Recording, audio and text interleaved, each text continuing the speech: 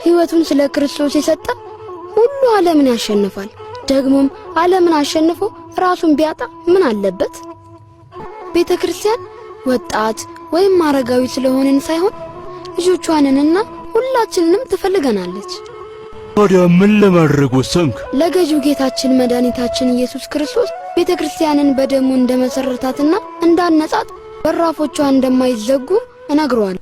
ገና ለጋ ወጣት ነህ፣ መሳሪያም አላነገብክም። በመሳሪያ ሳይሆን በልብ ያለው እምነት አምራትን ይሰራል።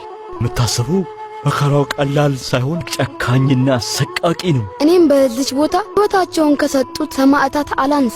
እኮ ፈጽሞ እግዚአብሔርን የማይፈሩ አመፀኞችና ልበ ደንዳኖች ናቸው። እየተከተሉት ያለው የተሳሳተ መንገድ እንደሆኑ ሊረዱ ይገባል።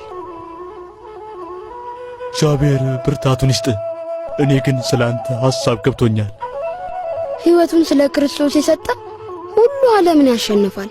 ደግሞም ዓለምን አሸንፎ ራሱን ቢያጣ ምን አለበት?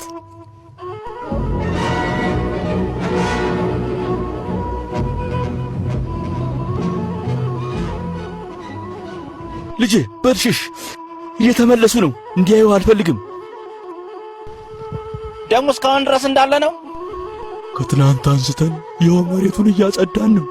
ታዲያ ምን ላድርግ? የናዝሬቱ ኢየሱስ ይረዳሃል። ይህስ ፍትሃዊ አይደለም። ከዚህ በላይ ምን ታረጉናላችሁ? ከኛስ ምን ትፈልጋላችሁ? እንዲህ ያለውን አዛውንት መምታት ተገቢ አይደለም። በል ከዚህ ሂድና ወደዚያ ተጫወት። ይልቅኛ መሳሪያ ሳይሆን በልባችን የእምነትን ትጥቅ ሰንቀናል። ስለዚህ አንፈራም።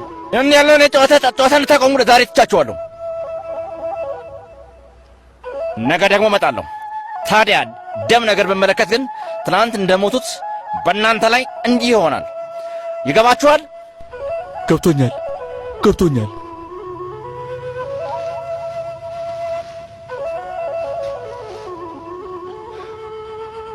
ይህ ስለ ድካማችን ከእግዚአብሔር የመጣ ነው።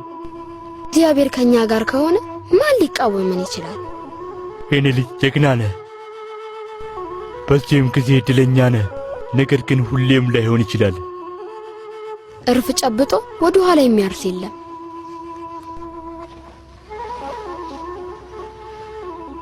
ስላንተ ጨነቃለሁ። ረጅም ዕድሜ ይሁንልህ። የኔስ መጨረሻ ተቃርቧል። ሰላም ላንተ ይሁን። በልሂድ የኔ ልጅ። እግዚአብሔር በኑሮ ሁሉ ሰላምን ያምጣል።